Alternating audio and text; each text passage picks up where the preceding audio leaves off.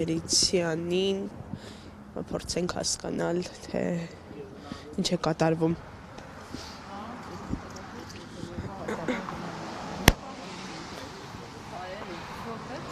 Այստեղ ախպերարի մոտիկ։ Բայց հեսա դարպասները դու բացել մեկ ինքիր է Քանի որ կարճ է լինելու, պարոն Երիցյան, մամուլում շրջանառվում են տեղեկություններ, որ սա հերթական հարցաքննության պես չի ավարտվելու եւ հնարավոր է Սամվել Շահրամանյանին կալանավորեն։ Այս տեղեկությունները որքանով է համապատասխանում իրականությանը։ Ճիշտ ասած, այս պայդրությամբ կոնկրետ այս պարույթով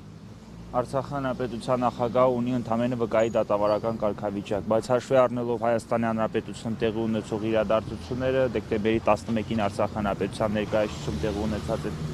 աբսուրդ այդ քաղաքական գործընթացը, որը ճակերտներում իրավական գործընթաց է վերնագրվել, ինչպես նաև անմիջապես դատական նիստից հետո խոսքը պատմության դասագրքի հետ կապված դատական նիստի մասին է։ Լրագրողների հետ ճեպազրույցի ընթացքում կաթողիկոսի խոսքը կիսելու վերաբերյալ նախագահի հայտարարությունից հետո մեկ այլ քրեական վարույթով նրան հարցաքննության հրավիրելը ամեն ինչ սպասելի է։ Ես պատահականություն չեմ համարում հենց այսօրով Արցախի հանրապետության նախագահին հարցաքննության հրավիրելը։ Ես պատահականություն չեմ համարում դեկտեմբերի 11-ին Արցախի հանրապետության ներկայացուցում տեղի ունեցած այդ քաղաքական գործընթացը, այդ ռեպրեսիան, որ իրականացվել է Արցախի հանրապետության ներկայացուցիչների նկատմամբ։ Ես պատահականություն չեմ համարում նաև անմիջապես դատական նիստից հետո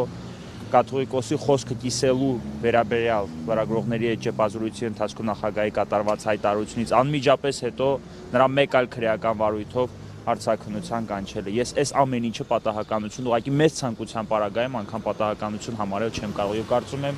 դուք եւս չեք կարող դա համարել պատահականություն։ Հիմա հարցաքննությունը սկսված է, կներեք, ես պետք է ներկայանամ սկսում է հարցաքննությունը։ Ազատ Արցախ հանրապետական թերթը, որ վերջի գտել են սեյֆից, չերկիզվող պահարանից, որ բացելու համար, հիշեցնում եմ, ինչքան փրկարծառայողներ են հրավիրել եւ քանի քննիչներ ու ոստիկաններ են օժանդակել այդ գործողության կատարմանը։ 44 օրյա պատերազմի գործով եք հարցաքննում։ Նախաքննական տվյալներ տրամադրել չեմ կարող, սակայն կարող եմ ասել կոնկրետ ինչ վարույթով են հարցաքննվում, խոսքը վերաբերվում է 44 օրյա պատերազմին, Արցախի անկմանը եւ Արցախի հանրապետության տեղեկատվական շտաբում տեղ գտած հայտարարությունները Հայաստանի հանրապետության շահերին որոշակի չափով վնաս պատճառելու ենթադրյալ դեպքերին։ Հենց խոսքը վերաբերվում է դրան։ Վարույթը նախաձեռնված է Սամվել Բաբայանի կողմից ներկայացված հաղորդման հիման վրա, այս ինֆորմացիան արդեն պարզ էր բոլորիդ, սա հրապարակվել է։ Նախաքննական տվյալները քննիչը խնդրել է չհրապարակենք, ուստի դրանով հիմա կաշկանդված է։ Ես վստահեցնում եմ ձեզ, անմիջապես հարցաքննությունից հետո նախագահը կպատասխանի ձեզ ուզող բոլոր հարցերին, որոնք իհարկե չեն խախտի նախաքննական տվյալները։ Այսօր վերջինս